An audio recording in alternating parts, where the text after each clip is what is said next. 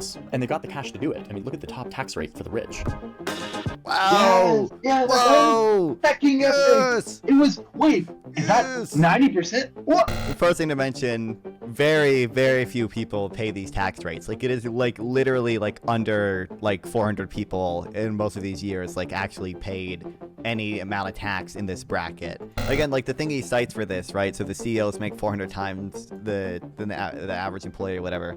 I mean, you know, scroll down and you see, we focus on average compensation of CEOs at the 350 largest publicly owned U.S. firms, and show, like, oh, top earners are earning so much more. There's also, like, no analysis of, like, you know, why that is. Like, oh, you know, is it just a case, potentially, just spitballing here, that, like, you know, technology, like, increases the demand for skilled labor relative to unskilled labor, and, like, skilled people become way more productive, and unskilled workers don't necessarily. Like, if you want to help me continue to produce content, liking and subscribing is greatly appreciated.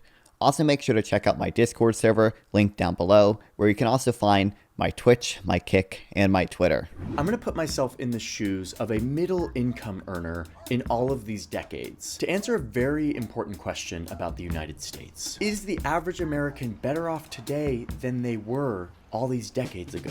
Does the typical American make more money, have a better chance of owning a home? It's an important question. All of this is, like, both of those two things are yes. Well, so the home ownership is weird. I don't know how much he talks about this, but home ownership, obviously, the you know, price to income ratio of homes has gone up a lot, but the big reason for that is, like, government intervention. Like, the biggest reason for that is that the supply of housing is constrained by the government, by local communities. Like, it's not because of evil corporations, it's not because of capitalism. It's, like, literally because of government intervention that all these homes are, you know, cost way too much money. Because this graph shows that our economy has grown immensely since the 50s.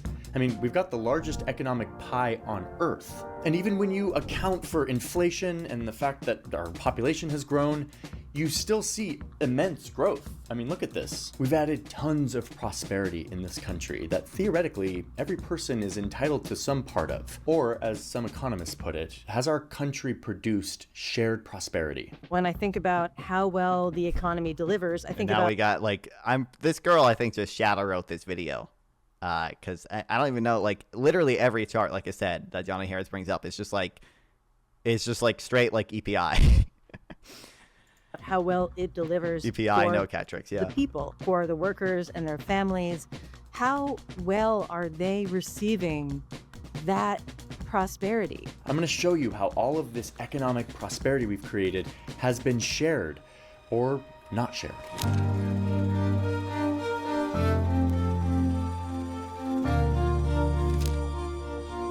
Speed it up. And in all of this, I want to get to the bottom of perhaps one of the most important questions in our country, which is everyone able to move up? If they work hard enough, or if they get educated, can you climb the economic ladder here? Are you going to do better than your parents? Can you reach? It seems like the answer to that is, like, 100% yes, by the way. Like, I actually, the one book I should finish reading, The American Dream Is Not Dead, I believe, yeah, America is an upwardly mobile society. There actually is a decent amount of upward mobility in America, contrary to popular belief, but I haven't, that's an area I'm less educated on than, like, for example, wage gains and things like that. Higher levels of income? Can you change your relative position? The American dream, we sometimes. Wait, is this worse than the Johnny Harris on inflation? I don't actually remember everything in that video, so I can't tell you. But I just, you know, I like I was complaining about earlier, I just don't like that, like, it's perfectly acceptable to just, like, have, like, a union-funded think tank, like, shadow write your video, and then, like, because it's a union, everything they say is good, and, like, oh, damn, there he goes.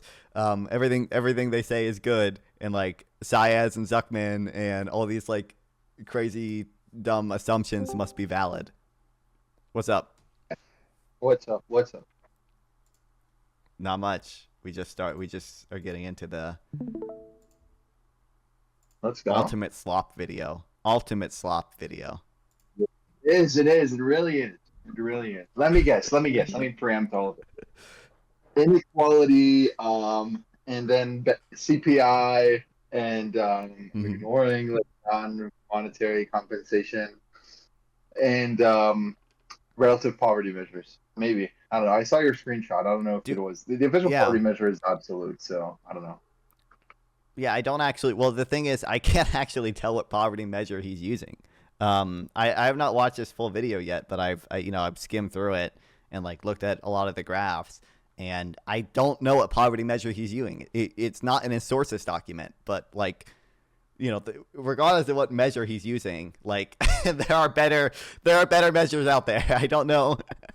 I don't know if he's using the official poverty measure or some relative measure. Also, but we can look at the wages of individuals in the bottom 20%. They also increase. Now, granted, they have stagnated since the Great Recession, but like they're still increasing since the 60s, or I think today it starts in the 80s. Like, I don't know. Yeah. I saw some CEO slop. The CEOs are earning $1 billion. Yeah, like the CEOs are paid 400 times the employee. Yeah, obviously. Call it a, quote, dream of a better, richer, happier life for all citizens of every rank. Is that still alive? And if not, why? I believe that answering these key questions is incredibly important for the future of this country, which is why we've been deep in all of the data, and I'm going to try to lay it out as clearly as possible by traveling through time. As I know, it's like very deep in all the data. I talked to one person at the EPI who showed me the same slop graph that have gone viral on Twitter. Is she from the EPI? Yeah, I think she's either from the EPI or the whatever this Opportunity Insight thing is. I'm gonna show you. Oh fuck. Yeah, no, Economic Policy Institute. Policy Research Economic Policy Institute. Let's go. You got your fucking doomer slop from the big union. I know, exactly. That's what I was complaining about when you first joined. It's like if you get funded by like a union, like you can just say like whatever you want and like it's good. But like if this video was like the same thing, but like the Cato Institute like shadow wrote it, like people would just dismiss it based off of the fact that like it's Cato, the billionaires fund it, but like it's union, so it's okay. Is my mic bad, by the way? Traveling through time. It's not like horrible, but like it's like sounds like you're on your phone or something. But okay, whatever. Okay. As always, all of the assertions in this video are fact-checked and linked in our sources. So with that, let's start traveling back in time. Can't repeat the past. Why, of course you can. He can be sourced in the 1950s. As we move through time, I'm going to be keeping an eye on this main graph. This graph is kind of our anchor. It will be showing how the economy has grown over time. And again, it's adjusted for prices and population growth. When this graph goes up, it means that there's more economic prosperity to go around. We're going to see how it gets divided up. And for each decade, I'm going to be looking at these 4 economic indicators. Am I making more money? Can I afford a house? Is this economic growth being shared equally by everyone? And how likely am I to be making more than my parents? Oh, look, we're arriving to the 1950s. Thank you. He's going to talk about housing. So finally, we're going to get someone who talks about housing, and no doubt he's going to talk about how to make housing cheaper by deregulating zoning laws, by getting rid of high limits and parking minimums and all of that. Surely he will talk about the solution. He's going to go over the history of zoning laws and housing more expensive equals like capitalism bad. Like that's what we're going to get. I know. You already know. I know. It's gonna be. I don't know if he's dumb enough to do this, but I swear to God, if I hear about fucking corporations buying homes, bro, I'm gonna crash out.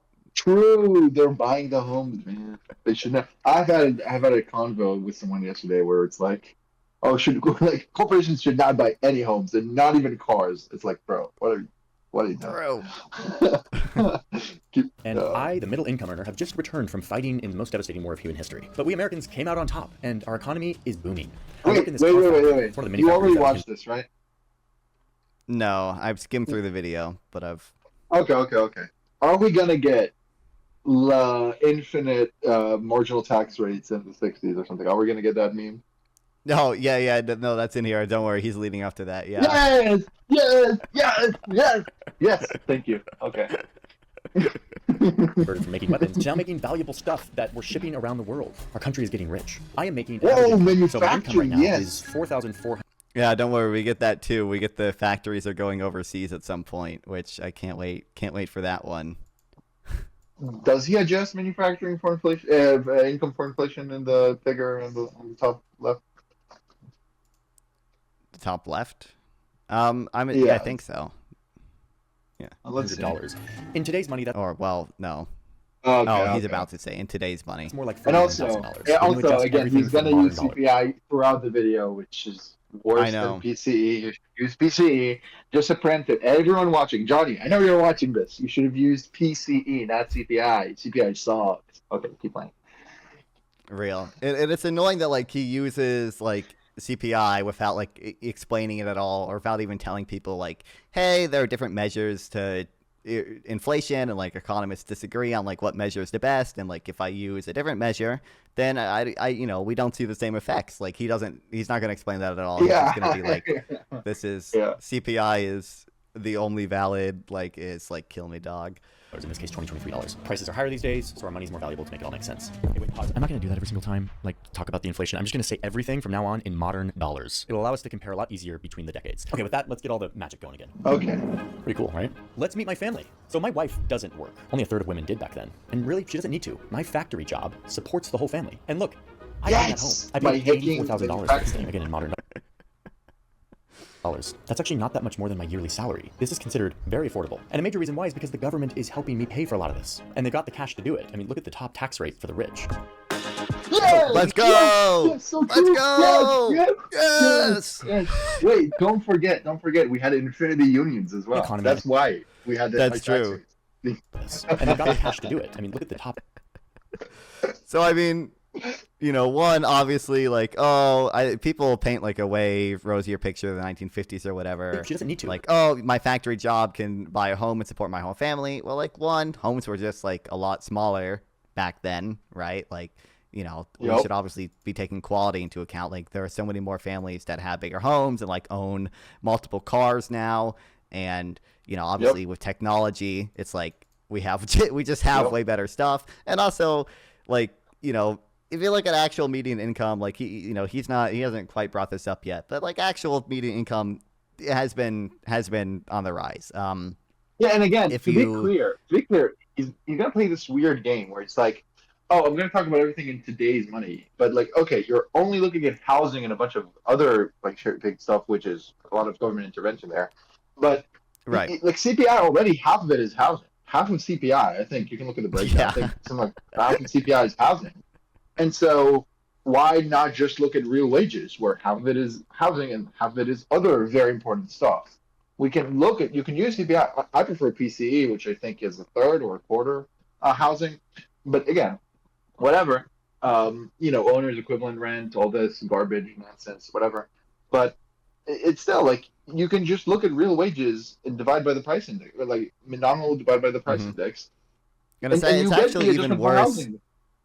I know. It's actually even worse when you do like these long like when you use CPI before it was like in 1996, I think, or it might have been 1980, where they changed how they measure housing to owner's equivalent rent, because prior to using owner's equivalent rent, they essentially double counted housing, because they would consider like both home prices and like the interest you pay on your mortgage when in CPI. Like, that's why they switched to owner's equivalent rent, and that's why people have like the brain dead take of like, oh, if you use 1980s inflation measure, inflation is actually 1 trillion %. Infinity so higher. Yes, it's actually I know government is lying about inflation. Yes. So and like there's like a lot of you know, CPI has gone through a number of changes, and they don't always update the old data with the new methodology. So like it's you know, it's you shouldn't be using CPI going back, like, I would say before the like Boskin Commission, I think it's called, in 1996, is when they said like CPI is overestimating inflation by 1.1 percentage points per year, and obviously that, you know, compounds, which is huge. So that's which is huge. Yeah, yes, exactly. It's huge. Like if we assume if our target is 2% a year, that's more than half, right? But yeah. So it's like, I'm very even though like CPI. Wait, when they say 1%, they mean 1 percentage point, or like 1% of like the actual value. So like, do they mean? I think like 1 percentage point. I'm pretty sure. Okay. Yeah. Okay. Yeah, that's what. They didn't even account for sonic inflation. That's true. That's true. That's true. That's true. Yeah, that's rule number 34 in CPI now. Look up rule Just 34 also, sonic inflation to just learn use more. PCE. PCE is just infinity better. Like PCE just Real. like has the accounting for substitution bias. It's actually not just urban people, and it like also consumption on behalf of households. It's just better. And no owner's equivalent rent nonsense. Okay, yeah. Right, yeah. My factory job supports the whole family. And look, I own that home. I paid $84,000 for this thing, again in modern dollars. That's actually not that much more than my yearly salary. This is considered very affordable. And a major reason why is because the government is helping me pay for a lot of I love this metric here. Housing equals affordable. Like we're not even. It is. I know. Yes. We're It's not even doing affordable. like Yes. a price to income ratio or anything. We're just like it's affordable. I feel like it's affordable. Like Affordable. Yes. Yes. this. And they've got the cash to do it. I mean, look at the top tax rate for the rich. wow. Yeah. Whoa. Fucking Yes. It was. Wait. Is that Yes. 90%? What? Wait. What is this substat? 90%. Wait, We used what? to tax millionaires 90%. It's like It was actually infinity percent. Oh my god, kill me. Kill me. so. Look, Yes, yeah. yes. Obviously, the first thing to mention. Very, very few people pay these tax rates. Like it is like literally like under like 400 people in most of these years like actually paid any amount of tax in this bracket. And if you look at like the effective tax rate, because a lot of these people, you know, shifted their income like away from labor income that's taxed at these high brackets and towards like capital gains that was taxed at much lower rates, and like it kept it in their corporations, which were taxed at lower rates. Like if you look at the effective tax rates, even Saez and Zuckman, okay, and Piketty, even their estimate shows that like effective tax rates for the rich were like not significantly higher in the 60s or whatever than they are today, right? Like it falls a little bit. And I'm not familiar with all the assumptions they made in this paper. Now, knowing these Splinter people, and Otten? knowing knowing these three, the three inequality gods, okay. Yeah, PSC. You know, it wouldn't surprise Yeah, me if they made some dumb assumptions and then like, you know, obviously, I mean, it says down here, it mentions the David Splinter thing. Like, yeah, there's other economists who disagree with their assumptions. No. I think everyone should take a look at like the literature around AS, basically Otten Splinter. They show, I mean, taxes and spending has become more progressive over time. Inequality has stayed relatively flat. You know, you can find other estimates that find inequality slightly increasing from the Luxembourg income group, and find some estimates that income inequality has fallen from the book "The Myth of American Inequality" by three people. They do the adjustments there as well. Yeah, and I mean, and Otten and Splinter are very rigorous. They respond to all the critiques. They're publishing constantly and updates, and they're updating the methodology. I think they're better, but yeah. But either way, still, it's like, why are we doing this slop garbage that I've heard a bajillion times? That it's like 90% top marginal tax rate, like that. What the fuck? What does it have to do with anything? Like, so housing was affordable because top marginal tax rates were high. Like, what's the fucking connection? Is it government buying everything for everyone? No. And let's look at countries right now. Like, okay, we can take a look at Israel. Israel has a 50% top marginal tax rate, right? Certainly not 90, but no one paid the 90 back in the day. So it's like 50. Oh, does Israel have no housing crisis? Oh wait, it fucking hella does. So this is dumb. This is stupid. Stop doing this. Right. And look, hold on, I had the graph, then I lost it. What the fuck? I have the Myth of American Inequality pulled up, and like it has the graph from, I think it might be the same David Splinter paper. It might be a different one. No, I think where'd it go? I literally just Myth of American Inequality have a different. Yeah, right. But it shows basically the same thing. Like, if we look at, I found it. Woohoo! If we look at like the actual effective tax rate, it's basically flat for the top 1% and 10% over this time period. Yeah, they didn't raise much revenue. If you look at the top income tax rate, income tax revenue as a percentage of GDP, it spikes up and down, but it's overall, over the long run during this period, it's pretty flat. These are. Wait, take a look at these graphs. Show them on. I sent you Yeah, I'm with doing that. other one. This is These from are Otten and samples Splinter. graphs. What is this? This is Otten and Splinter. This is the first graph. I sent you Yeah, the income one. shares, per capita income. Oh. Wait, it's Horizon? What? What? What? Impossible. What? And then, like, obviously, you should consider transfers too, because transfers have grown quite a bit. But Yeah, of course, yeah, of course. I mean, again, if you're making a video about how things have changed, you should talk about how the things people feel at the end of the day have changed. And stuff.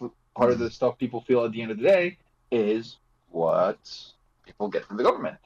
Unless Yeah. your entire video's purpose is hecking capitalism bad, and then we're not looking at what government helps with. Like, stop this. Very bad. Very bad. So you can analysis. see. But no. You are deep in the data for sure. Thank you, EPI students. I know, yes, deep in the data. Deep in the data, yes. I'm sure he can talk to me about the flaws of Otten Splinter and the responses they had to Piketty and the Brookings Institute and stuff. I'm sure. Right, He's like I'm very sure. deep in the data. He knows. Very he knows what educated, he's yeah. talking about. Very well educated, no doubt. He's considered all the evidence and just really thinks that, Sayed and Zuckman is the end all be all, bro. Like, but yeah, these are two After figures. I think they're from the same paper. So, Nonfon. I've read all Both the of these evidence. do. I've read all the papers. I've read all the books, and I've come to the conclusion that peasants used to work negative days in the year, and actually stock buybacks are responsible for the low marginal income tax rates that we have right now. And we used to have infinity taxes back in the day.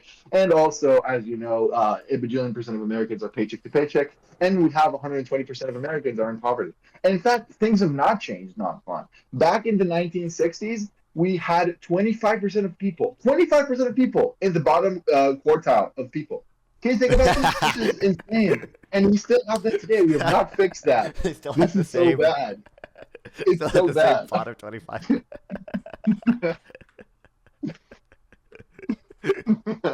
Right. Yeah, both of these things, they're the David's AS whatever, or AD AS, AS. AS, yeah.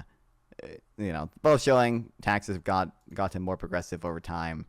He's just citing the same slop that all these like union people do. Okay, all these union funded think tanks Big like union. to cite. Call them big union. No Call them actual, big yeah, union. exactly. Big union. They didn't raise much revenue. Okay, they didn't. No one actually paid these. Like 400 people paid these, and like the effective rate was much lower. It's meaningless. So, a booming Wait, economy Nonfon, why are you tax talking revenue about the means that government is effective rate? I thought, like, he said they had no problem because they could fund it. That means you should look at the top rate, right? That's what people actually at the end of the day. Yeah, I know. Yeah. Oh, wait, it's not as fucking all. So stop giving me this flop. Do you think I'm dumb? He does think his audience is dumb. He doesn't. They don't care. They never care. Either way, whatever. Yeah, exactly. Yeah. helping build all of these suburban homes and is giving us veterans good deals on mortgages so that we can get in on the prospering U.S. economy, start building wealth by owning a home. Our returning serviceman who was starting his own business would get a financial boost from the government. Our money would be advanced to buy property or a home. We're coming out of World War II. There are absolutely lots of public programs. Policymakers today and back then had a lot to do with how typical workers and their families were doing. Okay, so the economy is booming. Let's see how all of this prosperity is being shared. And for that, I'm going to show you this amazing graph. I love this graph. We're going to see it over the decades, and it tells a very useful story. This is my income, the median earner. Here's the income of the top earners, and this line is the low income earner. And down here is Top earners, yes. What is- I know what top Yeah, I means. know. I know what top means, yeah. And low. What is it? And like low, 5.4? yes. Top versus low, yes. Thank you. Low. Thank you. Low versus top, yes. Reminds me of the like Ability. Jones and Page 2014 paper where they define like elites as the top 10%. Like, hello? Are you okay? But okay. I don't even know what is he even using for this. I don't think he does. He even I have don't know, this let's see, fucking graph cited. years. see the income. Okay, watch what happens. Ready, go. Look at this. Look what's Whoa. happening. All three of these income brackets are increasing their income at the same rate. We are all getting in on this prosperity. Yeah. We are sharing the spoils of Is the this booming Nice. Nice. Wait, In the what's roughly the 2-3 bottom note? decades. What's the the what? note at the bottom? The note at the bottom. Is it I after can't read it. transfers It's just and, a real family We're all getting in source CBPP calculations based on on this Census Bureau prosperity. We are data. sharing The spoils of a booming economy. Nice. In the roughly 2-3 decades after World War II, we saw what I would consider broadly shared prosperity. As the economy grew, as workers became more productive, workers across the board were actually seeing gains in their living standards. This is a great indicator that income equality in the United States is good and healthy. Okay, last thing for the 1950s, let's check in on the American dream. Can I move up the ladder? There's a really nice data set for this that says that I am What the nearly fuck? 100% Hello? likely What to does earn it mean? If you have the same percentage growth in both populations, it doesn't mean that inequality is healthy. It just means that it's not increasing. Right? Like you could have Right, still yeah. a Gini of like 0.9 while still the same percentage growth, and then you'd keep a Gini of 0.9. What is this? Come on. Do they think I'm dumb? What is this? Kill me. Right. I'm less familiar with the upward mobility thing because I haven't read the like American Dream is not dead yet. I need to read that. But from my understanding, we are relatively upwardly mobile. But he apparently has whatever his data source is for this. I bet it's also fucking big. I recall it being There's upward about the motion same in as the economy. Finland, but either way, like I don't know what the source for this is. I don't know. Right. American dream is alive, at least for me, which is an important caveat here. Women were mostly left out of Wait, this is he economic going to version of the American show dream, the and so are people who percentage weren't of white. Gen Like, Z that own a home? Is he going to show the graph of like home ownership by age of each generation? Surely he is, because that's very relevant. Like, what's the video title? 1955 versus 2025. What actually changed? Mhm. Yeah, I mean, that's going to be very relevant, right? Oh, Yeah, I you should forgot. show Everything like, is are we gonna infinitely show? bad. Like, Are we gonna show like median income by age? Because like the Gen Zers also have like higher median income by age. Even if you use like CPI, by the way, and just look at wages and not total compensation, when obviously non-wage compensation has increased since the 50s and everything. Gen Z still has higher median income than their parents did at the same age. Also, That's never ever forget, Johnny Harris got debunked, got destroyed, got owned by Money and Macro. Okay, he owns you, little bro. I know you're watching this, Joni. Okay, he owns you, little bro. Okay. Right. Like this is using CPI and looking at only private market income, so not transfers, and obviously government transfers have increased as a percentage of people's income and everything. And Gen Z is still doing better, than the parents at the same age. Like this one is using CPI. It's like, yeah. Black Americans, 10% of the Before population, transfers over a and million of whom before fought like in the war, actual but income, inflation rate. Exactly. upon returning, were met with these custom maps that were drawn to determine where they could and could not buy homes. They were largely left out of all of this government help that allowed me to get education and buy a home and build wealth. But if you're just looking at the numbers, the 1950s was a really good time for the median income earner. You could have a family, work in a factory, and be loaded with opportunities to move up the economic ladder, thanks to a booming economy and a bunch of government programs. So now let's move forward in time to the 1970s. Wait, say it. Say his Welcome to name. the I want to hear his name. I know. I know it's coming. It's coming. You know who it is. I can't wait. He's coming. Trickle down, Say his Reagan. name. Trickle down, Reagan. Trickle. Like, yes.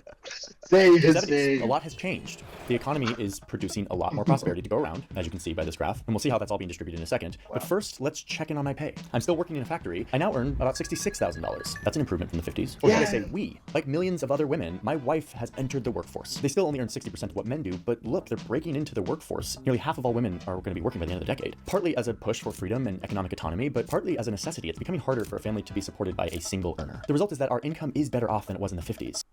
what a cool source for that claim, by the way. Yep. But things are also kind of expensive right now. Inflation is up, partly because there's war in the Middle East and they're cutting us off oil, so there's long lines at these gas stations and everything is more expensive. Anyway, check out my house. I had to pay $230,000 for this house. Housing is getting more expensive and the government is raising the interest. Oh, semi affordable. Let's go. What is the It? Semi-affordable. Yes, it's hacking semi-affordable. Yes. Thank you.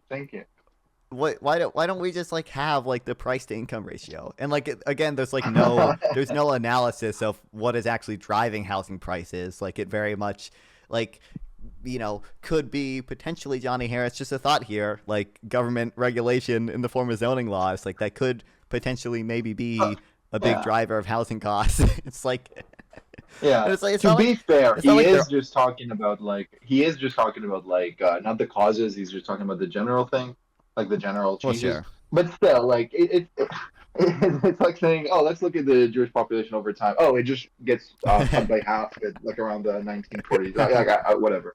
Like, yeah, whatever. And then it's like, okay, well, Well, okay, why? Right? It's like, okay, I know, just like whatever. Yeah. This rate to slow down inflation, which is making my monthly payment a little more expensive. Home purchasing is becoming a little less accessible to the median, but I still have this cool house. Okay, let's go back to this super useful graph that tells us how the economic spoils are being shared. Remember, that's me, the median income earner. And look, my income continues to grow at the same rate as the high income and low income earners in our country. The growing economy is being shared by these different income groups. It's actually pretty impressive how tight everything is moving together as the economy grows. Quality equal. Let's go. Oh, COP, dude. Yes. Show the David Splinter graph again about the quintile growth, top quintile, middle quintile, whatever. Yeah. Show that. Everyone, we need to hammer it home. These people need to respond to the data that disagrees with them. Mm-hmm. Yep. People, they just don't care. Look at this. They don't give a And also, there's a lot of stuff in the myth of American inequality that has a bunch of bottom, top, middle, all this stuff. And also, it talks about government transfers and everything like that. I don't know if this is measuring only wage compensation or only private market compensation, or if it's measuring benefits too. It's being shared by these different income groups. It's actually pretty impressive how real family income we can growth. just open Fred. Let me fucking open Fred and look up median family. Do we have data for the top family stuff? But I'll look into that later. But okay, I found it. Median family income, and then let's divide by PCE first index. Hold on. This is this is a cool chart that shows the growth in income in the older quintiles, and it shows what percent of it is benefits and taxes and transfers and stuff. So you can see the top quintile has a lot of income growth, but also they take a lot of out of it. We can't see the graph. Taxes. We cannot. Stream can see it. It's in Zotero, so I'm not streaming Zotero to you. And you can see the bottom quintile has a lot of high income growth, but a lot of that is transfers. It's government benefits. So if you're only looking at private market income, well, you would see that the bottom quintile hasn't gained that much. But that's because we have a large amount of redistribution. Yeah. Am I hot micing, by the way? No, I don't think so. Okay. But I mean, this is a good article from Cato. U.S. median household income has risen more than they think. They go over CPI can be a little cringe sometimes, and then household size has declined, so you should adjust for that if you're looking at household income, because people just have less people living with them. You don't need to support as many people. Yep. And they're oh wow, it's going up over time, guys. You gotta make sure you look at total compensation and not just wage compensation, because employers are paying out more health insurance benefits and more 401k contributions compared to the past. So you have to look at total compensation, and that'll show is median income is going up, believe it or not. But also, even if you just look at hourly wages, even then, for all the reasons I mentioned earlier, you don't want to just deflate wages with CPI and everything. But even then, they decline for a period of time. Now, if you use PCE, they didn't really do that, but they're still higher than they ever had been. And this is hourly wages. Yeah. And you should use PCE. This is not something I'm willing to just forgive or I know, yeah, you should. It's very bad that you're making a video that more than 1 million people are going to watch, where you're not even considering the alternative inflation measures. You're just using whatever, the popular one is. It's not acceptable. Don't say you're deep in the data if you just don't make the explanation for why you choose this specific inflation measure. Right. Tight everything is moving together as the economy grows. Oh, and look, they've started collecting data on how much more CEOs are making than... Let's go. Yes. This is the most important thing ever. CEO pay. Yes. The typical employee. Looks like by the middle of the decade, it's about 26 times more. Wait, are CEOs making too much? Is that bad? What do you think? I don't know. Let's keep an eye on this chart as time continues. I don't know. Yes, it's up to the average person to determine how much CEOs should earn. What is this garbage? You think he earns too much? Yes. Okay. Cool. Your opinion matters. It's stop. I don't know. Whatever. I don't know. Yeah, Tyler Cohen has a good he has a good chapter about this in his big business book where he talks about this if you look at the data, like we have data from when CEOs are like suddenly hospitalized, and we can look at the effects on like company stock prices and everything. What that shows, we can determine approximately like how much a CEO is like worth to a company, and CEOs actually tend to capture less of their marginal product as a percentage than like the typical worker does. So like the typical worker can collect like it's like basically 85% of their marginal product, but CEOs only get 68 to 73% of the value that they bring to firms. So like and also I don't you think know. this is accurate. Like I think you can find on Fred the chief executive pay. I don't think this is true. I also don't know what the fuck typical worker is. Like the EPI defines it sometimes like as median, sometimes they define it as like manufacturing, like or something like that. I forgot the exact thing they use for this, but I don't know what typical worker is. You should make it explicit. But yeah. Mm-hmm. Oh wait, I think he does have the mobility chart in here. I think it's just or not. Never mind. Okay. Let's see.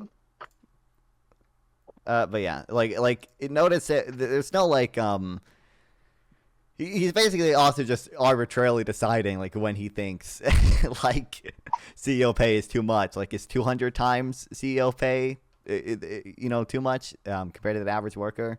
Like if we were living in the world where CEO pay was instead of 400 times average worker was only 300 times, would he? I feel like he would be like equally upset. You mean this paper? I think.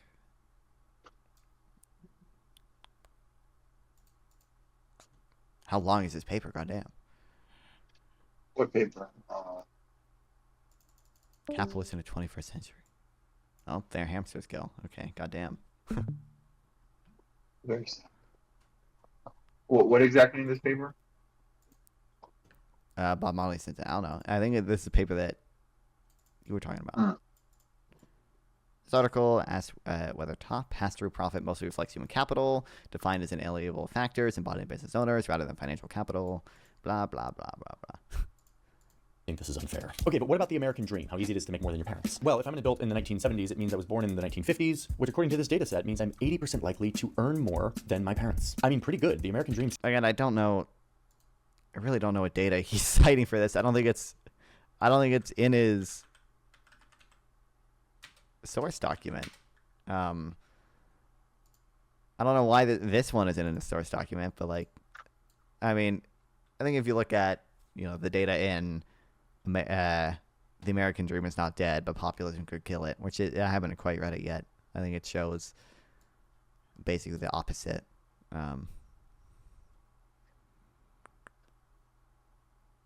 We seem to be relatively upwardly mobile. Seems to be doing pretty well. So I would say that economic life in the 1970s is better for the median earner than it was in the 50s. And something that we're not covering here because we're looking at the cold hard data is that there's also a revolution happening that's making it more equal and more fair for minority groups in the United States. So these are good trends. Let's see how they continue as we move on to the 1990s. Wait, do you call that a revolution? No. I mean, no. I've never heard it referred to as that, really. Kids are gonna love it. To get to the 90s, we have to go through the 80s and look at all of this economic growth. The president has been very busy. Wow, yes! Yes! What is this graph? Did you not see Reagan pop up for a second? Oh, yeah, okay. I didn't see that. Let's fucking go. Yeah, the graph. Yeah, you can see. This the management matters graph? Maybe. Is this the? I think this is the. Is this yeah, the one? Yeah. After they die or retire. Yeah. I know this graph. Yeah. It's the DID before they die or retire. Yeah. Slashing taxes, getting rid of regulation, social programs, and rejiggering the economy to benefit businesses, making it harder for workers to gather and get leverage over their employers. Ronald Reagan. True. Wonderful source here that we have for this, by the way. I like how he's just saying, he's just saying that he did typical bad, and that's why housing is expensive because Reagan cut taxes. Yes, Reagan, unions, trickle down. Yes. And look, we are arriving to the 1990s. What a great decade. Hi, me again. I'm out of the collage. Okay, I'm pretty good at sponsor. Don't care. Thank you, Saley, for sponsoring today's video. Let's leave my room full of maps and get back into the 1990s. The big standoff between the United States and the Soviet Union is over, and people are stoked. We enter the 1990s with this little recession. We're getting ready for a big surge of more growth thanks to the rise of the internet. Remember, I am still playing the role of the middle income earner, okay? So it's not like I was like born back in the 50s and I've been growing up. I am a young adult who is the middle income earner. How am I doing? So I still work at a factory. America is still a manufacturing powerhouse here in the 90s, though that is literally right about to change. I wish I could warn myself. My household brings in $76,000 a year, which is definitely better than the 50s and 60s, but you can kind of see that things are flattening out. And in fact, I'm not making that much more than I was in the late 70s. I don't even know. Source St. Louis Fed. Also, wait. Like, Also, don't know what the API is using for their source about like fucking worker versus CEO. Because the median CEO compensate or like annual wage is about 20K. Not 20K, 200K. My bad. I misspoke. 200K. Mm-hmm. So that's not 300 times more than the average worker. Okay, sorry, it isn't. It isn't. So why? Why are they saying this? I have no clue. I have no clue. Are they like looking at only like the top 1% of CEO? Like, what are they doing? What are they doing? I don't know. I'm not familiar with their methodology for CEO pay specifically. I just like, Everything it's is like from the API is shady. So, for example, like they have the wage theft memes, and it's like I don't want to speak with that. Like I want to couch this. It's been like 2 years since I taken a look at this, but I think they just looked at like 3 cities and extrapolated it for the entire United States. Like, and you cannot do that. Let's go. Whoa, right, swag, but my like... go. Yeah, yes, my go. What's up? Like CEO pay just seems like such a non-issue. Like even if it is like 400 times the amount of average worker or whatever, like your real issue is inequality. Like why not just talk about inequality? And like you're gonna cite dumb shit on inequality because the EPI is dumb shit on inequality. It's like Yep. Yo guys, for this, how's it going? Well, we're losing our minds. So this Johnny Harris guy is like, yeah, we went deep into the data, guys, and we're gonna talk about what changed since like in the 1955. And for this, we have this fucking researcher from the EPI. Yes, thank you, the most rigorous and well acclaimed. Thank you. I get my The Employment Policy Institute or the Economic Policy Institute? Which one do you think? Which one do you think? Well, no, EPI. I give a 98% probability that it's the economic. It's the better EPI. It's the early porn introduction. That's what the EPI. Let's go. Yeah, either way. So we're losing our mind. So Nonfon, just open Google, type median CEO annual salary. Like, it's not 300 times more than the median salary. It's not. This is 16 million. There's no way that's right now. Wait. No, that's not what I've seen. Median total compensation for CEO. Sample text people. I'm seeing how much is the CEO. The chief executive made a salary of 200K in 2023. I don't know what they're citing here. What is the search for? Maybe there's like a different compensation that takes into account capital gains. This is according to Al Jazeera, so I don't. No, maybe. I don't know. Like, again, you can quibble about like is compensation including stocks or whatever, and then maybe that's not too surprising. But I'm seeing multiple sources say it's 200. Well, this is BLS. The BLS says like 258,000, I think. Yeah, that's what I was saying. Yeah, I was saying BLS data.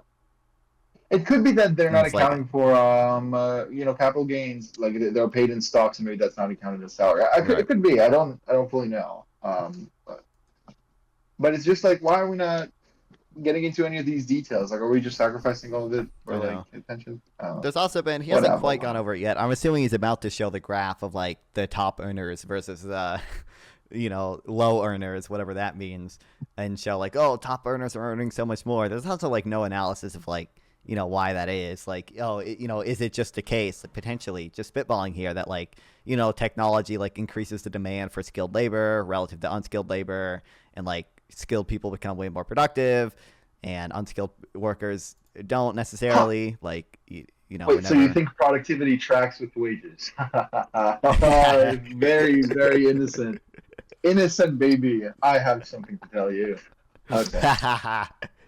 Kind of see that things are flattening out. And in fact, I'm not making that much more than I was in the late 70s. Check out my cool 90s house. It cost me $270. Oh, the EPI article says we focus on the average compensation of CEOs at the 350 largest publicly owned U.S. firms.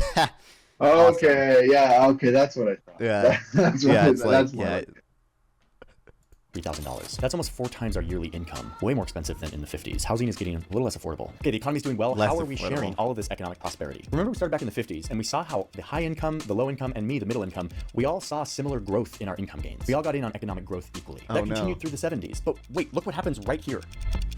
Whoa. Reagan! What? No! They're No! diverging. Reagan! It's around the No! 1980s when you see the top earners start to pull away from the rest of us. Their income is going up faster than Show mine, the splinter and my graph income is again. going. Show the splinter graph again. Every time he says this, show the splinter graph. Yes! Show it. Again, there's just like no. I don't even know what data he's using here because he doesn't have it linked in his sources thing. You I just don't know what it. to like. You just know it. You just know it. But I'm guessing what he's doing here is using CPI to deflate compensation. I think it says real family income growth. So I'm assuming it counts non-wage compensation as well, but maybe it doesn't even do that. Who fucking knows? And that's we discussed again. You should probably include non-wage compensation. And when you do that, No, I mean this looks first of like all, it's adjusted for inflation. Like it seems like it is divided by CPI because otherwise you would see a lot higher growth. It's usually not linear if it's not adjusted for inflation. Yeah. Right, but like here's the David Splinter thing. We were just looking at the Cato thing, which goes over all the kind of dumb assumptions in graphs like these, and then shows that they're But don't you know that Cato is a motivated think tank? That's why we're citing the I know, EPI. yeah. Unlike EPI, it's like Yeah. oh dear God. Yeah. Going up a little faster than the low-income population. Okay, that's unsettling. Sam! Thank Oh, you. Yes. no. Sam, what's up? What's up?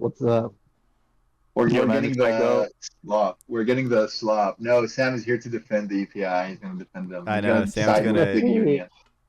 No, he's gonna. We're about to get a defense of the pay versus productivity gap. I spend too much time looking at dumb shit. Like Sabotex trolled me yesterday, and I spent 3 hours trying to debunk the troll. Okay, I'm not. I didn't even. No, it's not a troll. A troll is when you pretend to be serious, but you're actually. No, I made a very explicit, obvious joke, and you Yeah, bro, I just misread it. mean, there was another guy that replied to you that also thought you went serious.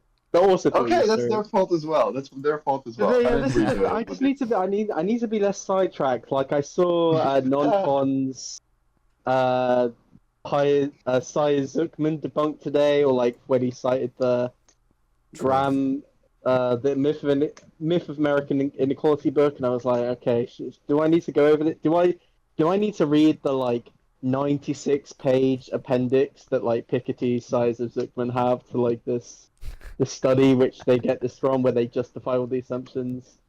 I'm not gonna do it. I'm not gonna do it. No, So, and again, Nonfon gets a W. well, Okay. did you read the I think the initials were IR response to Splinter? He decided it, but Splinter and Auden responded to that, and they were talking about like how, if I recall correctly, it's been like 2 months or something. But like they have really high quality adjustments from like randomized audits of the IRS. Like it seems very, very careful, very rigorous. And You're trying to draw me in again. You're trying to draw me in. I am. Waste Trying your to get me time. to man. trying to get me to reread the IR, which I already know that like they don't respond to all the critiques. Like I remember all the critiques off the top of my head. So that's the bro. Anyway. What? Nonfon. Did I send you the new study debunking Piketty? Did I show it? No, I don't think so. No. I'll send it. I already know all this guy's studies as well. This is the study. No, you don't. No, you It's, don't. Just yesterday, I showed you a study you didn't know about. Oh, like, we're the never central getting bank through this independence video. thing. Oh no. Oh man. I no, already keep know- playing, I keep already playing, know keep playing. The studies it's like it's testing R greater than G. Yeah. Right, yeah. See, I do know the study. I do know the Yeah, study. well, okay. You know. Also, just before we continue, Piketty published like a paper like 2 weeks ago or something about unequal exchange or whatever. Like, he didn't cite any of the like. He didn't cite Hickel or other guys. But also, I think the paper, like, I didn't look too deep into the methodology, but it seems like he's just relying on new data sets he developed and whatever. And I don't trust Piketty very much with developing data sets about stuff. But yeah, either way. Okay. more when they were all kind of like on top of each other, growing at the same rate. We'll keep an eye on this graph, but there's a bunch of other graphs starting to come out. Another divergence happening. Wait. Let's go! Let's go! Yes! Yes! Let's fucking go! Let's fucking this go! the- Not fun. Do I send you all is the this the- bajillion? EPI chart? Is it the EPI chart? Yeah, all this video is EPI. It's Along like the video, worst there's, like, a version of the researcher. EPI chart too. It's like Wait, no way it is. No Let's- way it is. Wait. Let it play. Let's see how it is. Yeah, by Money the end. is versus how much I get 'Cause if paid. it is the Both going up worst at the same one, then time, I'm more productive, I get paid more. let's- Cool. But around the same time, the same split Okay. happens. My pay starts to flatline, even as productivity continues to go up. So in What's this the period that starts percentage around growth they 1979. attribute to Oh, who's this? Who's This is the Who's EPI got- It's some researcher. She's an EPI. EPI girl, yeah, Oh, who was Shadow wrote the video, paid by Big Not Union. base, not base, Sam. They're not hey, base. she can defend all the No. assumptions. She can defend. No, but they cannot though. They cannot. They don't. But They don't. I mean, why she are they doesn't do comparing it. different group. Well, look, it's better I that he's know, not showing right. the graph where they actually use two different fucking deflators for like 5 years or something. Okay, but like. I It's mean, still a like, bad the graph. Wait, to colours- be clear, the colours are it's still a bad different, graph. though, Wait. I don't know if it's the same graph. No. He look. He took the data, which you can download, and just recreated it for a video, so they chose different colors. Either way, Yeah, throughout the video, I mean, this he's is what red he. and, like, blue. Wait, but very quickly, they're using two Oh, different this is what groups it for the says in different. okay. Yeah, they're using two different groups. Like, we can go over like my debunking of you on Twitter where you didn't respond to it, because you know you're wrong. Right. Yeah. I kind of waited for my friend's dissertation to come out. Okay. I don't. Okay, gotcha. I believe that. I don't. Wait, let I me don't finish. stoop, So I they don't stoop to they care compare anyway, different groups. because You don't, and we can tell. well, can tell no. you. The reason I don't care is like Summers uses the same methodology, and he thinks the EPI methodology is fine, but he reaches the conclusion that productivity has gone with pay. So Well, no, I don't see the- I don't care what Summers thinks. I care about what the other like recreations of this thing. And for one, they use two different groups. Okay, they you don't look. I watched this part of the video. He says like, look, I get more productive, but I get paid less. Oh no, but like, no, these are two different groups. I know, yeah, it's two different groups. So hold on, for the audience, Let me okay, finish. who isn't Yeah. super ingrained in the pay versus productivity, the EPI slop chart debate thing, okay. One of the big issues that they have here is that for productivity they're measuring all workers, and then for wages they're measuring only production and non-supervisory workers. So that's like that's workers that are supposed to be more representative of like the median, like average American worker. So really, I mean, the issue is obviously it could, hypothetically, it could be the case that people who the high income earners And are simply self-employed more people. productive, I think and they're I getting think it was Wait, just non-fun. Show this image. Show the audience this image. Show them this image. right. Well, Oh my god, the Mercatus Center. My favorite. Yep. And they're also citing heritage at the bottom to make Let's people go, dude. make their brains explode. Let's go. But I mean, even the EPI, has their chart where they basically explain this. This chart is really just a just showcasing the inequality compensation. It's most of the chart is explained by wage inequality and not like evil CEOs keeping wages down or something like. Are you sure, guys? Yeah. Have you guys heard of the labor theory of value and surplusy theory? Also, wait, to be clear, Sam, you said they didn't change their methodology over time on Twitter. You can see that was flat out wrong, right? Like they did change the methodology. Well, like for this over time. I, from what I can remember, they've got like a gazillion graphs, and they're like, here's what this graph. Yeah, so they changed the using this methodology. thing, and then I mean, you could show me No. like archive or something, maybe. Here we go. Wait, an archive of the no. You can see it. Like everyone knows that they used originally the GDP deflator for productivity and then CPI for wages. But now they say it in their way. And if you go to their thing, they say that they fixed it now. You're Trying to. You're Trying to drug the you in. devil. You're trying to get me into re-looking this up, but I won't dance for you. We don't have join time the call, to buddy. re-look this up right now. Maybe don't Hey. join the call, buddy, bucko. Okay, keep playing. Whatever. True, real. Wait. But for the audience, can I send you all the graphs that debunk it? Can I send you like a bajillion Yeah. graphs you show them on Yeah. screen? Yeah, okay. For the give me a audience, second. Sample is totally correct. They used to have this other chart for pay versus productivity, and this was using two different deflators. So they were adjusting hourly compensation with CPI, but they were adjusting productivity with GDP deflator, I think. And that you don't want to have two different deflators on the same graph when you're trying to compare two different things. You should probably be using the same deflator. But yeah, Yeah, now, 1 second. I'm they- pasting all of them. they both use CPI with the new ones. 1 second. There's another one I should find. These will suffice, okay? Just show all of them on. You can just show all of them. Yeah. Okay.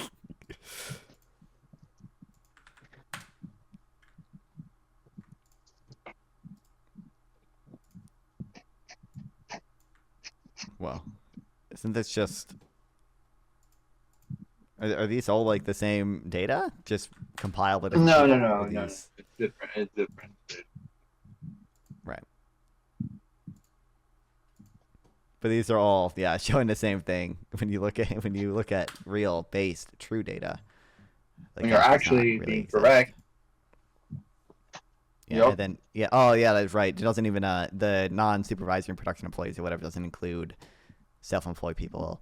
Yeah, stover consumption, output price deflators, using inflation formulas, and then examining some work instead of all employees. Yeah. Yeah. Which again, like you And can, this you is, can have for what issues. it's worth. Yeah, go ahead. Like you can have issues with like wage inequality, but just be clear, like your issue is wage inequality. Like you don't like that high skilled workers This are is my earning more or recreation. whatever. Like This is Yeah. my recreation of it. It may be imperfect, but this is my recreation of it. Doesn't seem like a gap, buddy. Thank you, Reagan. Thank you, Reagan. Well, no, it's actually the gold Yes. standard, though. Haven't you seen the libertarian accounts on Twitter? Yeah, what happened what in about- 1971, bro? It's the gold standard. Oh yes, it's the gold standard. Yeah. Right, but like even the EPI again will show. Or I don't think that's from the EPI. Some of the difference in productivity pay is from different price deflators. Some of it's from the labor share decline, but most of it is due to the inequality of compensation. It's because they're comparing a subset of workers to all the entire economy's workers, productivity. yeah. Like, yeah. Yeah. Which you shouldn't do, especially when you present it like Right. this. Go back for 30 seconds. He's gonna say, "I become more productive." I know but I earn less." it's a not crazy, true. crazy Not way of the same framing group. it.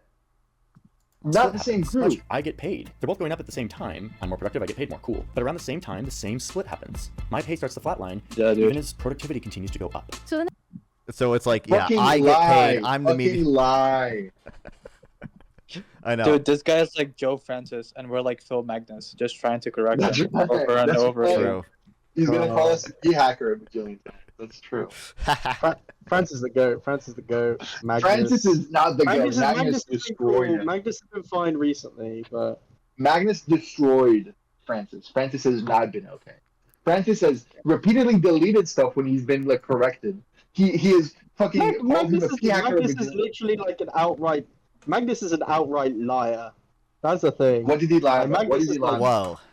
Well, for instance, in the debate with Bob No, I'm Murphy talking about brought it up Francis. on I'm the- talking with Francis. I don't care about what like I don't love every take he has. I'm saying with regards Okay. to Francis, he's absolutely destroyed him. Francis has deleted stuff without taking accountability for him being wrong. Like he literally thought T statistics means the effect size of the or like the I forget exactly what it, but he misinterpreted T statistics. You shouldn't write a paper if you do that. He and then deleted it. Didn't take accountability. It looks like he p-hacked his like Thomas Mann example in the Marx synthetic control paper. And Magnus is like repeatedly responded with like, "Oh, I reran your thing," and like it seems like you p-hacked. He accused Magnus of p-hacking a bajillion times, but it seems like he did p-hacking. It's insane. It's projected. I don't like him. Yeah, I don't know At why least he he's used working. that specific example. Like in synthetic control, you're supposed to get the null distribution by running it over and over again. So for him just to pick one example is kind of silly. Yeah, not only that, it's also like when he writes threads. So he wrote these 2 or something papers about like slavery or something, showing that it was actually economically beneficial, and whatever. And he in the introduction he was like talking about like economists love institutions or whatever, and therefore they can like say slavery was bad. I forgot something, but it was very weird. Like the slavery economics debate has nothing to do with like Asimoglu institutions debate. Like it has simply nothing. You know what, Whatever. Simple? I agree. Anything The slavery responsible economics debate. debate has nothing to do with anything right now. Okay, buddy. Okay. We I'm have talking to- about Francis. He brought it up. Okay, keep playing. No, Keep I playing, know, keep I playing. know. I know, yeah. Around the same time, the same split happens. My pay starts to flatline, even as productivity continues to go up. Wait, So then now there's this period you that starts dislike around the video 1970. again. Yeah, let me go dislike it on my second account on my phone. in the yeah. early 80s, where we No, see no, this like pulling apart undislike and dislike between again. economic I wanna growth and what typical workers and their families Thank you. receive Thank from that you. economic growth. So who's getting in on all this extra productivity? Wow.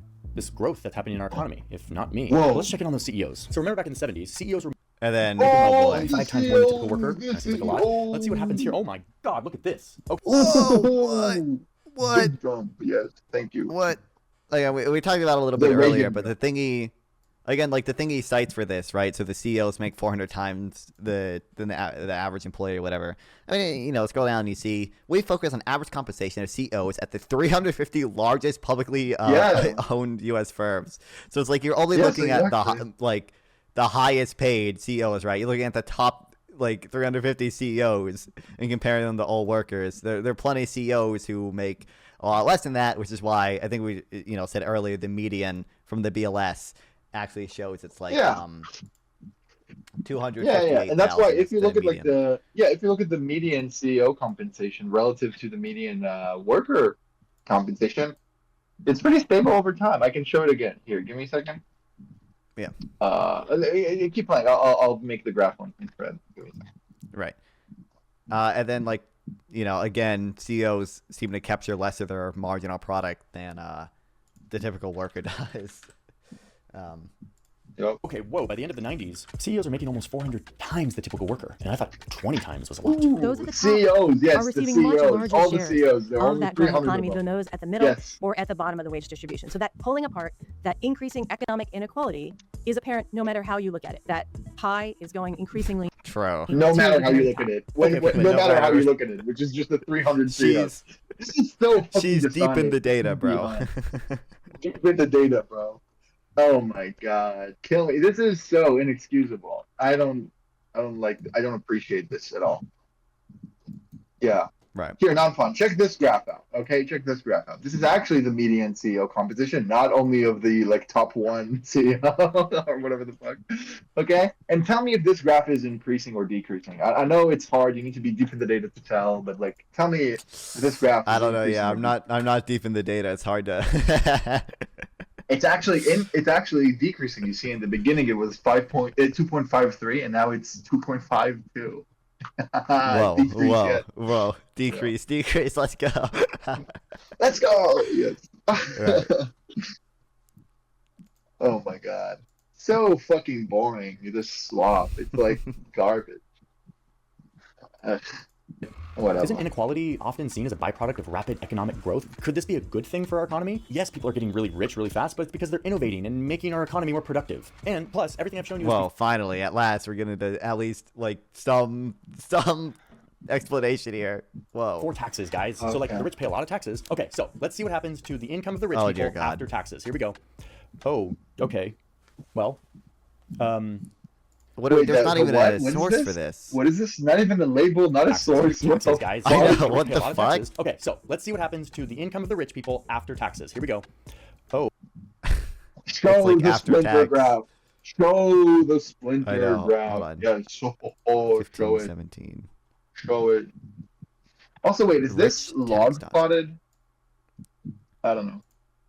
I don't know. Well, apparently the thing he's citing here It is isn't. it's the Syaz-Zuckman thing, which we talked about earlier. Of Here, I'll course. show the splinter graph again, obviously, but Yeah. listen, just read The Myth of American Inequality. A lot of this is probably because I don't really know what data. Again, also, yeah, go ahead.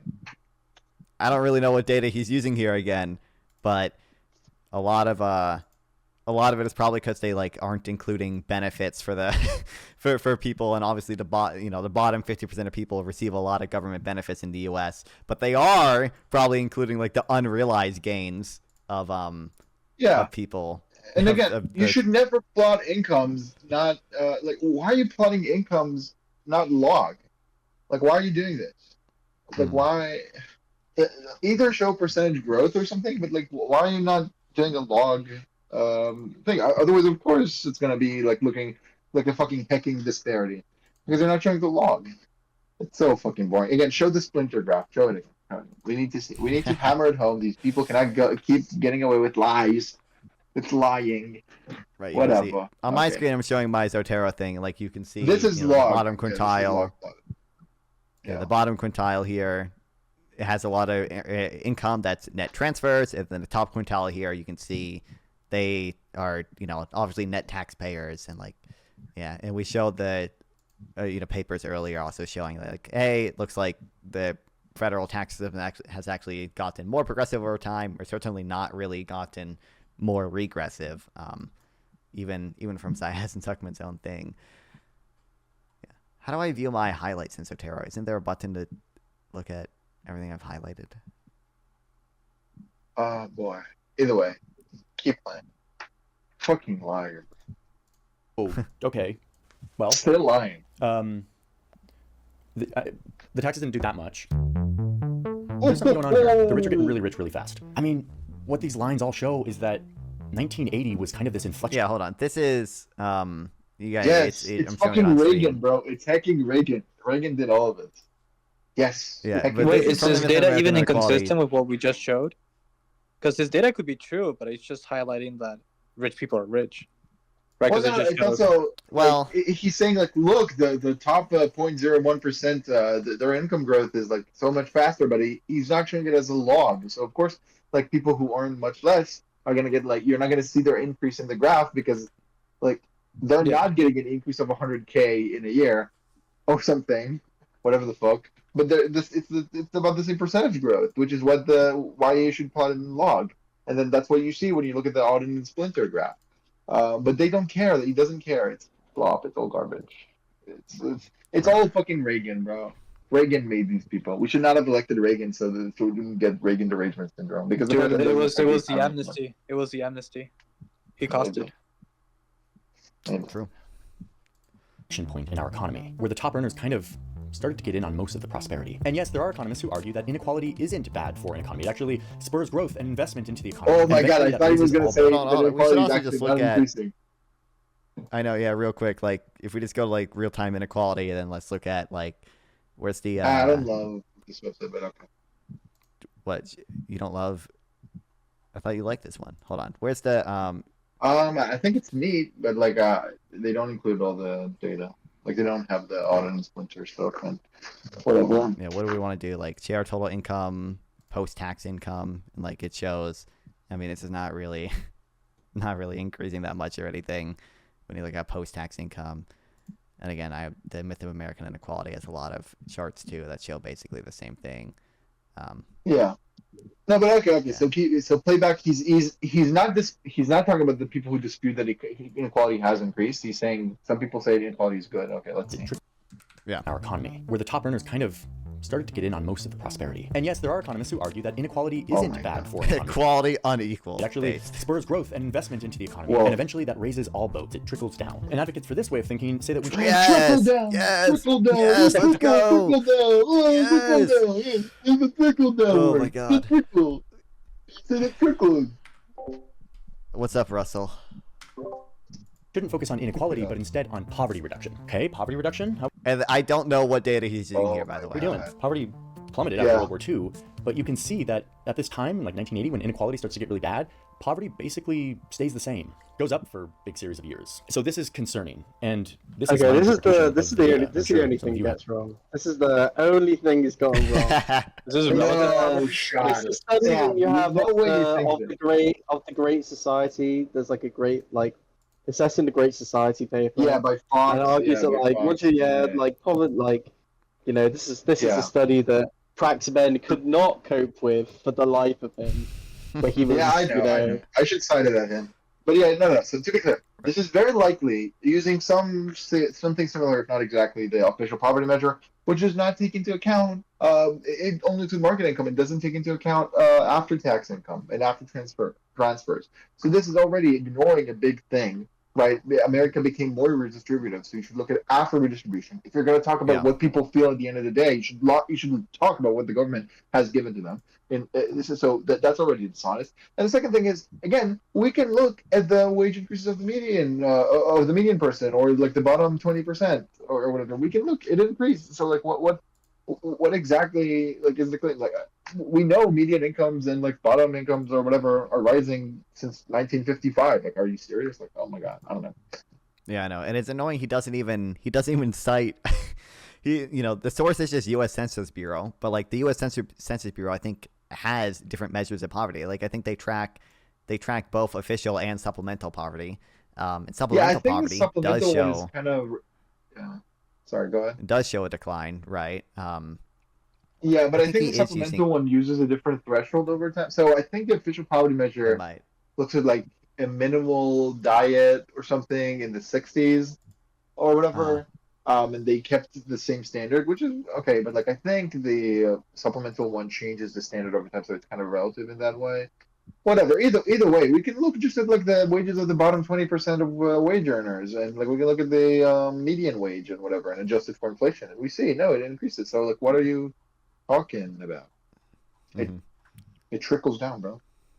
Like it's on my stream, but it's not on. Is the word poverty in the document? Guys' stream. No, Damn, I looked. Martin Feldstein? So there's this where he says devil's advocate or whatever, and this is like, focus on reducing poverty, not inequality. But this isn't where he's getting the data from. This is like what he's citing is he's like, oh, some people say this, and this is an example of someone saying this. And then does he cite the poverty stuff? No, this thing is just unsourced. It's like it just says U.S. Census Bureau. So I don't know what data he's using. Kind of famous for his Social Security publications. I think he made a mistake in one, but interesting. But speaking of Social Security, we can talk about wealth inequality very soon. But so look up in his document. Look up the word poverty. Does it not show up, or? It's only here. There's 3 of them, and one of them is here, and then 2 of them are in the link to this thing.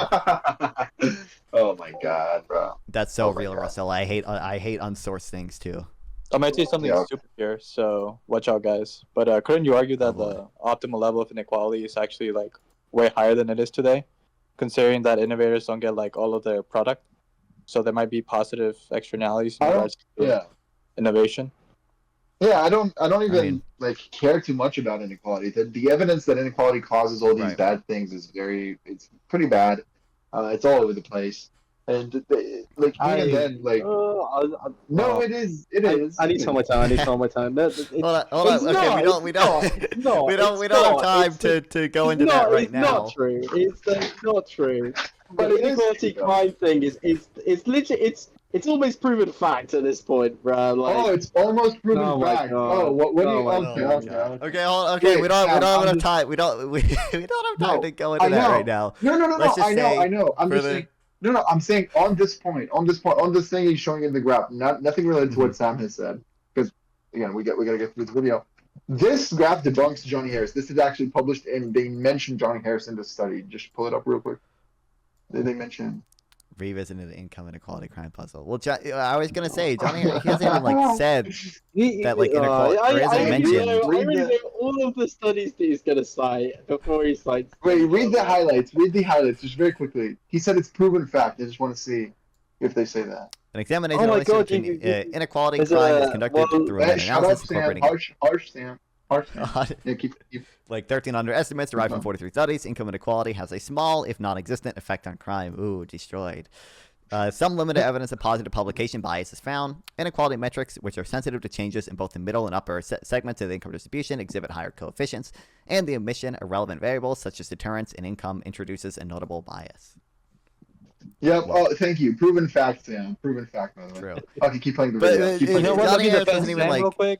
Keep playing the Like, I'm video. Oh, also Keep dear playing the God. video. skeptical of people that claim. Hold on, we gotta get publication through this bias. video. We'll just say, okay, Johnny Harris has not even like gone over why he thinks inequality is bad in this video. Like he is basically just accepted as like that equality is just like intrinsically good when like that's obviously a Yeah. dispute. You can like Wait, he's but I made thought no he's knee positive deep in the argument data. for. I know he's knee deep in the data. Have very different interpretations, and I would love to see down in the comments. Anyway, let's check in on the American dream. America's all about big risk, big reward. So yeah, inequality is happening, but like if you can go from rags to riches, maybe that's very American and okay.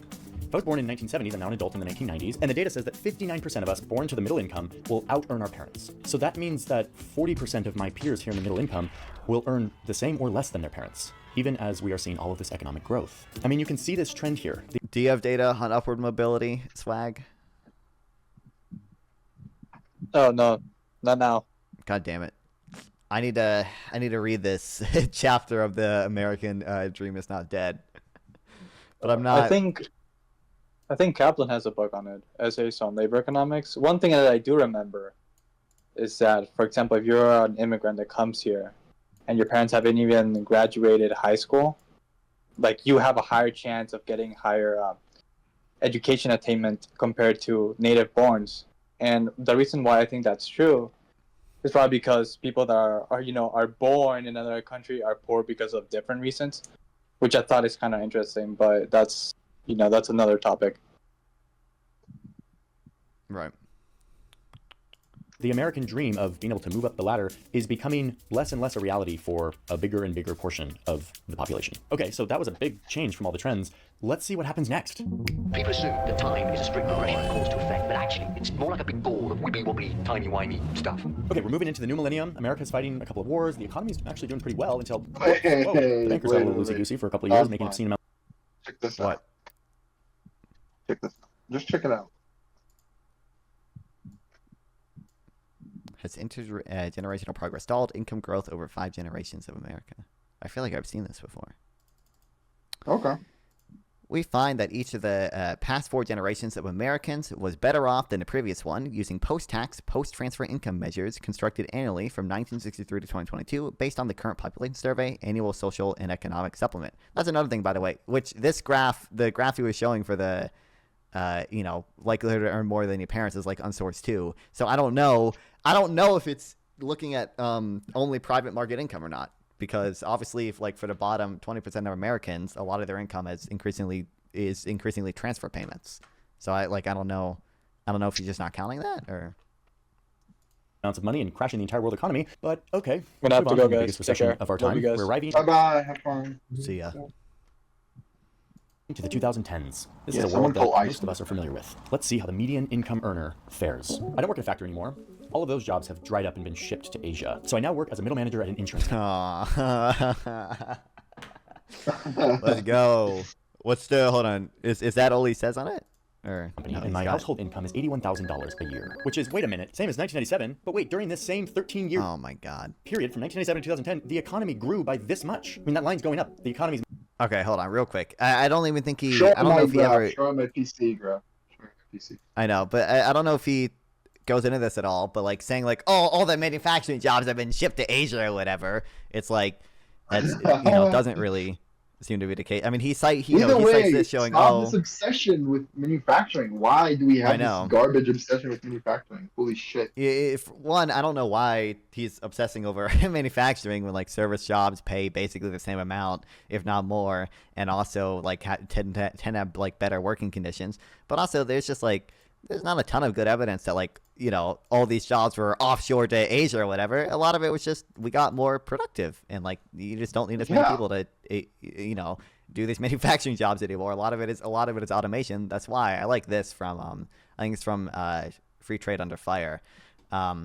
When a trend line fitted to manufacturing employment data from 1960 to 1980s projected out 30 years, it precisely predicts the share of manufacturing employment in 2010. Without knowing about China's rise, the North American Free Trade Agreement, NAFTA, or the formation of World Trade Organization, a forecaster in 1980 would have been able to accurately predict the number of workers employed in manufacturing in 2010 without almost any error. That is seemingly some amount of evidence that where or automation was responsible, and like we have studies on this. Even the original like China shock paper even that only found that like 40% of the decline in manufacturing employment was due to trade, and the rest of it was due to, things like automation. But I mean, we see the same trend of like declining manufacturing employment in even economies that have trade surpluses, like Korea and Germany, which both have like big manufacturing sectors, because a lot and again, of this is showing the graph automation. in the DMs, like it's not once you adjust with PC, which is a metric you should use for inflation. You see, actually, no, median income for families is not stayed similar to 97. Yeah. And Stop again, lying, Johnny Harris. Stop this lie. Cato has a good article where they explain, like I said, like, oh, CPI sometimes isn't great, and also household size has declined, and also all these other things, non-wage compensation, and they have their estimate of, income growth. Making more stuff, there's more prosperity. Even when you adjust for inflation per capita, the economy. And also, technology is better, but yeah. There should be more to go around. But my household pay is the same as it was. Wait, can you go 13 back years like previous. 5 seconds? Can you go back like something? True. There should be more. What? Okay, yeah, no, I just want to hear what he said. Even when more you to go adjust. around. But my household pay is the same as it was 13 years previous. Go back on more. Why? Well, we'll see.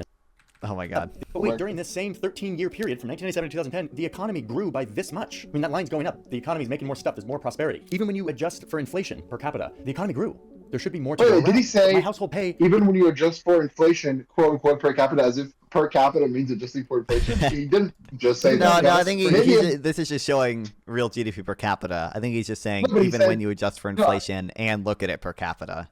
But he said he did quotes with his hands, like as if that's the name for it. Yeah. Go ahead, play it. Play it. It's just the same. I don't know if it's the same study. Bob Marley sent us. We present new evidence of trends in intergenerational mobility in the U.S. using administrative earning records. We find percentile rank-based measures of intergenerational mobility have remained extremely stable for the 1971 to 1993 birth cohorts. Johnny Harris is knee-deep in the data, though. Ray Chetty, Nicholas Hendren, Patrick Klein, Emmanuel Saez. Okay, different Nicholas authors. Turner. Yeah, different authors. Different authors. Yeah. Okay, but he knows this data. He just grew. thinks it's wrong. There should be more to go around. But my household pay is the same as it was. Go back for a second. He said he does quotes with his hands, like per capita. Inflation per capita. There should be more to go around. But my household pay is, even when you adjust for inflation per capita, the economy grew. There should be more to go around. But my household pay is the same as it was 13 years previous. Why? Well, we'll see in a second. But first, let's talk about my house. I always love talking about my house. Oh, dear God. Because as well, if he said we adjust for inflation per capita, you'd be like, what does adjusted for inflation per capita mean? Like, What? No, that would make sense. Look, I know what the graph shows. I'm not confused about what the graph shows. Adjusted for inflation. It just seems very confused. Look. You cannot say in the beginning of the video, we looked at the data, guys. We're deep in the data, guys. We're deep in the data, and all of it is source. And then say, even when you adjust for so in the beginning of the video, he says, by the way, everything right now is going to be in current prices or whatever. So we adjust for different prices. Yeah. But now he's saying, even when you adjust for inflation, so you said it in the beginning of the video. Why are you saying it's like as if it's like a new effort, even if this is the bare minimum? And then don't say even when you adjust for inflation, and then do quotes per capita. That's all I care about. But whatever, it's minor. Keep playing. Here in post-recession America, housing prices are actually pretty low. The bubble burst. Interest rates had to go down to stimulate the economy, and so home purchasing was actually pretty accessible for a few years. Don't worry, housing prices will be back on the rise in a second. And in fact, they'll start rising faster than my income, making housing less and less affordable. And homeownership still seems to be available mostly for certain groups. Low affordable. And not as much for others. In fact, that hasn't changed much since the segregation days. Meanwhile, I think I know what's going to happen to this graph. Yep. The rich are just getting richer faster than my income is going up. And my income's kind of Oh, wait, we can finally read the actual graph. Top earners equal 95th income percentile income level, and low is the 20th percentile. Stagnating. Okay, what about the CEOs? Did they pay a price for the big bubble? Yes, CEO pay again. Yes, let's go. This is the reason home prices are so high. Nope, they didn't pay, they kind of did up and down, but they're still, by the end of the decade, getting paid hundreds of times more than me. Maybe they think they are hundreds of times more productive and deserve it. Oh, productivity! You get the point on the inequality stuff. This is what we've been hearing about for a long time. All of these graphs have the same shape. This great divergence that happens in the 80s, where the economy is growing, but the wages for the average person just kind of flatten while the top income after tax. Source Saya Zuckman. Let's go. Again, this is not including, I'm assuming this is not including benefits. And when you look at what happens when you include benefits, you don't see the same thing. Usually when they say after tax, it's also after benefits. But no, I mean, you should look at the Splinter data. Does the better adjustments, better assumptions, better data. Oh. No, I don't think, I could be wrong. I don't know I don't know what paper they're citing, but I believe there are Saez and Zuckman papers that look at like post-tax income but don't include benefits. But and again, you should not look at it like if you look at the units, right? Let's look at the units of the graph. They're absolute units, right? Mm-hmm. You should not plot it in absolute units. You should do log, right? Because again, imagine someone goes from earning 1,000 to 100,000. That's a lot better of an improvement than someone who went from 1 million to 2 million a year, right? Even though the other person is earning 1 million more, so if you plotted it, it would look like he's dwarfing him. Like no, actually, in terms of like improvement relative to where they were before, obviously. Yeah, a larger increase. Yeah, so you should plot it in log, and he doesn't because he doesn't care. He doesn't give a fuck. He's deep in the data, but not at all. He's dumb. Well, I don't know if he's dumb. He's just not putting any effort in. He's just not putting any effort. I don't think he's dumb. He seems smart, but whatever. Just do better. Whatever. Very frustrating. Top earners just sort of get in on all of that prosperity. Okay, but the American dream. Wow. And climb the ladder, right? So if you're born in the 1980s, which I was, you're now an adult in the Yeah, we just looked at like literally 2 papers that show the wrong. opposite of this. 2010s, and did he say anything it looks correct like here? the median earner, the majority of us, I don't know. I don't think so. will earn the same or less than our parents. Yeah, this is a problem, and probably doesn't seem fair to a lot of people. But wait, there's hope. Star Trek, Terminator, Time Cop, Time After Time, Quantum Leap, Wrinkle in Time, Somewhere in Time, Hot Tub Time Machine. Okay, I'm back. 2025, that's when I'm making this video. So that's modern day for me. We went through a pandemic, the economy kind of got freaked out for a little bit, and the median income earner actually started to see some gains after years and years of flatlining. Whoa, so you do see some potential movement here, some hope. But let's get back to the original question that we started the video with. Yes. This is the only part that's true. Yes. American better off now than they were back in the 50s and over these decades that we talked about? In a lot of ways, the answer is yes, especially if you are a woman or in a lot of then ways. the answer is yes, at least in terms of economic opportunity. Oh, the but image what of we've the seen on this Substack. journey is that the American economy has produced an incredible amount of prosperity and growth over these last 7 decades. And that was shared broadly by... There's no mention. I'm surprised he didn't mention technology either. Like Cato has like a good... I forget where they have it, but Cato has a good like graph showing like, oh, let's just look at like the percent of people who have indoor plumbing and like own a refrigerator, and it's like, you know, those are clearly or have a car. Clearly, yeah, you know, good measures of well-being. Like, yeah, percent of people own a telephone and things like that, and it's like, you know, you should probably care about. No, but non-fun. Bezos earns more. But Bezos, yeah, exactly. Thank you, Jay Powell. That is true. Yes. Thank you, Jerome Powell, for the tight labor market post-COVID. Yes. All of us for a time. But in the last 30, 40 years, the data is very clear that the fruits of the economic growth these days... It's very clear. The data is very clear. Everyone agrees. No one has any issues with any of the assumptions. No one, like... Nope. Have not been broadly shared. Nope. One he read all the is papers and he came most of naturally the to the growth. conclusion And I didn't even that talk they're about wrong. wealth, like the stuff you just own and how that... No, yes. Wealth inequality. The hacking yes. wealth inequality. Should I send the paper? We're talking just about income fire limits. with the paper? What, Again, this paper? just to be clear, once... Wait, is this the one? No. This is on Splinter. No, I'm talking about wealth inequality. He said, I'm not even talking about wealth. Well, once you look at wealth and you actually do the adjustments for Social Security, which is an annuity, basically. This paper. Yeah. There was another paper as well, so finding kind of that it still increased, but instead of 7% to 3% or something, and they explain actually the theoretical importance of adjusting for Social Security. But yeah, Social Security functions as an annuity. I know that's not how it's funded, but for the individual, it's like just like an annuity, just like any pension. And so then you should count it as like if we talk about what people feel in wealth, then you should count it. And then once you do that, you find actually inequality is not very much increased. Yeah, and you can look. And at the bottom, they note, and I think I kind of agree with this. They say there are other benefits that we're not even adjusting for. So this is it should be taken as like an upper bound, but whatever. Right. As you can see, this is adjusting for Social Security, wealth inequality in the U.S., and it doesn't seem like it's, increased that much compared to the no Social Security alternative. And also, I mean, there's one paper. I wish I had it on hand. I don't think I do. That's just like I think it's from Denmark, and it shows like, oh, a big reason that Denmark had a reduction in wealth inequality was because their pension system switched from basically what pay-go system like what we have with Social Security right now to like an individualized plan, and we simply because they started including retirement benefits in wealth inequality. Like wealth inequality appeared to go down in Denmark, and it's like I think that's a good example of how like if you it makes no sense. It's the same. People feel it the same way, but yeah. Right. Yeah. Now this isn't the first time that we've been in this situation. The top 10% Dude, let's collected go. almost half of all the income way back in the early 1900s before World War II. But we changed that. Look. Because unions, show unions now. To be distributed more equally. But this graph tells the same story. Look, 1980, boom, here it goes. We're back. We're back to where we were. No, Reagan. Now, does no, this no. mean that our economy is broken? No, Show actually. the Our splinter economy is not graph. broken. Show It is the working splinter exactly how it was designed. Wait, I he's think doing like- it's designed for the rich thing? Yeah, you should think- hammer the And points this, home. and It's not this, enough and to this, say and this. It's the result of of Reagan. Fucking Reagan, bro. Results of Reaganomics, bro. Don't you know? Yeah. What is this? Income share? Okay, yeah, whatever. What? It's not a changes to the rules, policies that end up determining who gets the money and who doesn't. These policies are made by people that we elect.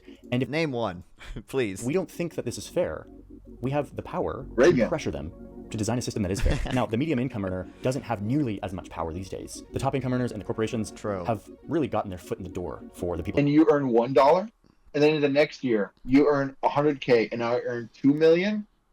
The gap has widened. Right? True. We're more unequal, and yeah, bro. What a catastrophe.